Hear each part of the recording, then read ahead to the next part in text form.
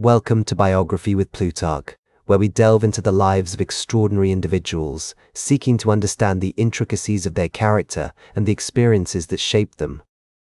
Today, we embark on a fascinating journey through the life of Merle Haggard, a country music legend whose unique voice and perspective continue to captivate audiences to this day. Born on April 6, 1937, in Oildale, California, a small town nestled in the heart of the San Joaquin Valley, Merle Ronald Haggard was the youngest of three children to Fenton and Harriet Haggard. The boxcar, with its corrugated iron exterior and cramped interior, was a far cry from the comfortable homes of Oildale's more affluent residents. Yet, for the Haggards, it was a roof over their heads, a place to call their own in a world where stability was a luxury they could ill afford. Merle's early life was marked by hardship and instability, with his father passing away when Merle was just 9 years old. This tragic event would have a profound impact on the young boy's life as he struggled to come to terms with the loss of his beloved father. Fenton Haggard, a railroad worker, had been the rock of the family, providing for their needs and offering a sense of security in an uncertain world. His sudden passing left a void that could never be filled, leaving Harriet to care for their three children alone. The memory of his father's passing would stay with Merle forever, shaping his perspective on life and influencing the themes of hardship, loss, and perseverance that would become hallmarks of his music. Growing up in the San Joaquin Valley, Merle was surrounded by the sounds of traditional country music, which would later influence his distinctive style. The valley, with its rolling hills, dusty roads, and endless fields of crops, was a place where music was woven into the fabric of everyday life. His mother, Harriet, played a crucial role in nurturing his love for music, encouraging him to listen to the radio and sing along to his favorite tunes. The likes of Jimmie Rodgers, Hank Williams, and Lefty Frizzell became Merle's early idols, their stories of heartache and hardship resonating deeply with the young boy. As he listened to their songs, Merle felt a connection to the struggles and triumphs of working-class America, a sense of solidarity that would stay with him throughout his life. As a child, Merle was fascinated by the railroad that ran adjacent to their home, often watching in awe as the trains rumbled by. The sound of the locomotive's whistle, the rumble of the wheels on the tracks, and the sight of the cars carrying goods and people to distant lands all captivated his imagination. This fascination would later manifest in his music, with songs like Mama's Hungry Eyes and The Runnin' Kind, reflecting his deep connection to the American West and its people.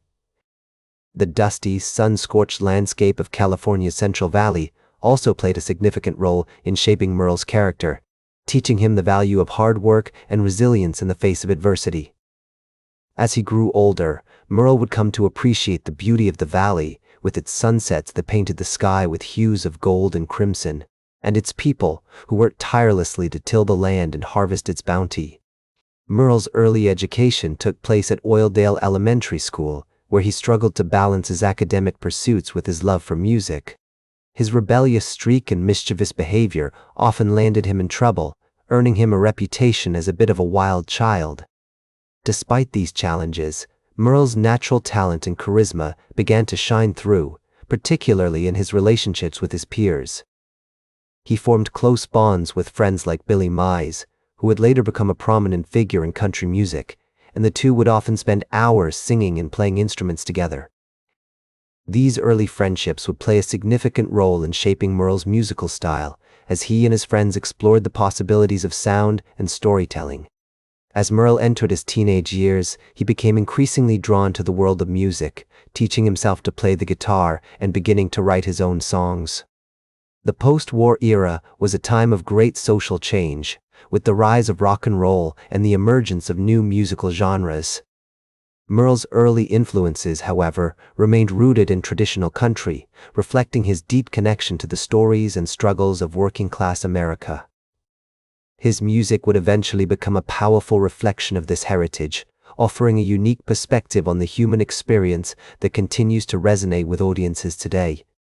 The formative years of Merle Haggard's life were marked by hardship, loss, and a deep love for music.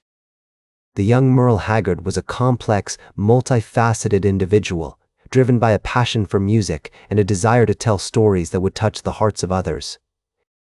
As Merle Haggard's passion for music continued to grow, he found himself drawn to the vibrant nightlife of Bakersfield, where local bars and clubs pulsed with the energy of live performances. The smell of smoke and beer wafted through the air, mingling with the sound of laughter and chatter, as Merle took to the stages of these humble venues, honing his craft and developing a unique sound that blended traditional country with elements of rockabilly and western swing. One notable performance took place on February 7, 1958, at the Blackboard Cafe, where Merle shared the stage with other rising stars like Buck Owens and Tommy Collins. The dimly lit room was abuzz with excitement as the three musicians traded songs and stories, their music weaving a spell that captivated the audience and marked an important milestone in Merle's career. This event brought him to the attention of local music promoters, who began to take notice of the young singer's talent and charisma. As word of his performances spread, Merle found himself playing to larger crowds, his confidence growing with each show. He continued to refine his sound, drawing inspiration from the likes of Hank Williams and Lefty Frizzle, and experimenting with new styles and techniques that would eventually become hallmarks of the Bakersfield sound. In the early 1960s, Merle's music career gained momentum, thanks in part to his association with Tally Records, a small independent label based in Bakersfield. On March 4, 1962, Merle released his debut single, "Singing My Heart Out," which failed to chart but helped him build a local following. He continued to release singles throughout the year, including "The Worst You Ever Gave Me" and "You Don't Have Very Far to Go." These early recordings showcased Merle's ability to craft compelling stories and melodies, often drawing on his own experiences growing up in Oildale, where the dusty streets and rundown houses seemed to whisper tales of hardship and struggle. As Merle's music gained traction, he began to attract attention from other musicians and industry professionals. He formed close bonds with his contemporaries, including Buck Owens and Tommy Collins, who shared his passion for traditional country music and his desire to push the boundaries of the genre. Together, they would often gather at the local Water and Hole, swapping songs and stories and sharing laughter and advice. Merle's big break came in 1965 when he signed with Capitol Records, one of the major labels of the time. His first single for Capitol, "I'm Gonna Break Every Heart I Can," released on January 11, 1965, reached number 42 on the Billboard country charts. However, it was his follow-up single, "All My Friends Are Gonna Be Strangers," that brought him his first top 10 hit, reaching number 7 on April 17, 1965. This success was a turning point in Merle's career, as he found himself catapulted to the forefront of the country music scene. As Merle's star continued to rise, he began to assemble a talented band of musicians who would help him bring his unique sound to life. There was Roy Nichols on guitar, Norman Hamlet on steel guitar, and Jerry Ward on bass, among others. Together, they formed a tight-knit unit that could conjure up the perfect blend of twang and swagger, creating a sound that was both rootsy and revolutionary. Merle's relationship with his bandmates was built on trust, respect, and a shared passion for music. They would often spend hours rehearsing, honing their arrangements, and experimenting with new ideas. This camaraderie and creative chemistry would become a hallmark of Merle's live performances, which were always marked by a sense of spontaneity and joy. In 1972, Merle released his iconic album, "Let Me Tell You Something About a Song," which featured some of his most beloved compositions, including the title track and "It's All in the Movies." This album showcased Merle's growth as an artist, as he explored new themes and styles while remaining true to his country roots. The album was a critical and commercial success, cementing Merle's status as one of the leading figures in country music. Throughout his career, Merle Haggard remained committed to his artistic vision, refusing to compromise his values or sacrifice his integrity for the sake of commercial success. As he once said in an interview, "I've always tried to make music that means something, that says something about the human condition." This approach earned him a loyal following and ensured that his music would endure long after his initial success had faded. As the 1970s drew to a close, Merle continued to release hit songs and albums, including "If We Make It Through December" and "Old Man from the Mountain." He also began to explore new themes in his music, addressing issues like love, family, and social justice. Merle's relationship with his contemporaries was also an important factor in his success during this period. He formed close bonds with other musicians like Willie Nelson, Waylon Jennings, and Johnny Cash, who shared his passion for traditional country music and his desire to push the boundaries of the genre. These friendships helped shape Merle's music and inspired some of his most memorable performances, including a legendary duet with Willie Nelson on Pancho and Lefty, released in 1983. As the years went by, Merle Haggard continued to tour and record music, albeit at a slower pace, his passion for storytelling through song never wavering.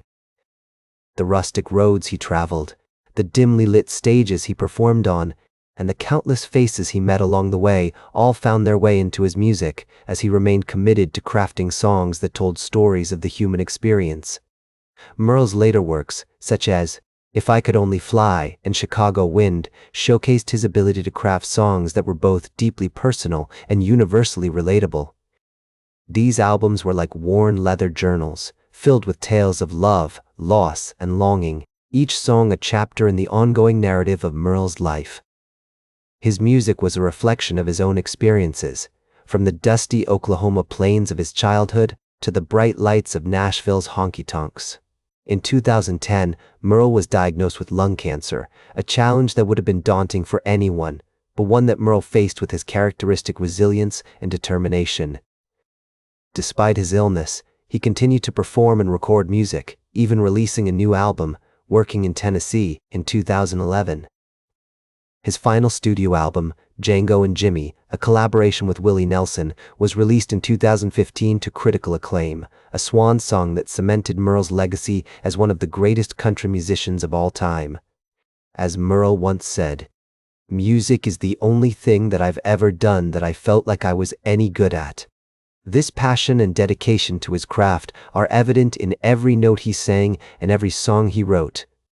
Merle's songs were like snapshots in time, capturing moments of joy and sorrow, love and loss, each one a glimpse into the human experience. Merle Haggard passed away on April 6, 2016, at the age of 79, on his birthday, a poignant reminder that life is precious and that every moment counts. His death was met with an outpouring of tributes from the music world, with many artists citing him as a major influence. As his friend and fellow musician Willie Nelson said, "He was a great singer, a great songwriter, and a great friend." Merle's legacy extends far beyond his own music, as he helped shape the sound of country and Americana for generations to come. His influence can be heard in the music of countless other artists, from George Strait to Bob Dylan, Emmylou Harris to Rodney Crowell, and Chris Stapleton to Jamie Johnson. Today, Merle Haggard is remembered as one of the most important figures in American music, a towering figure whose impact on the genre cannot be overstated. Merle's life was marked by both triumph and tragedy, but through it all, he remained true to himself and his art. He was a complex and multifaceted individual, full of contradictions and paradoxes, a man who embodied the very essence of country music. As he once said, "I'm not a poet, I'm just a guy who writes songs." Yet, his songs are like poems, filled with vivid imagery, nuanced characters, and profound insights into the human condition. Merle's legacy serves as a reminder that our lives are not just our own, but are intertwined with those around us, and that the stories we tell through music have the power to connect us all. That's all for today's Biography with Plutarch. Remember to like, share, and subscribe. And until next time, remember that understanding the lives of remarkable individuals helps us better understand ourselves.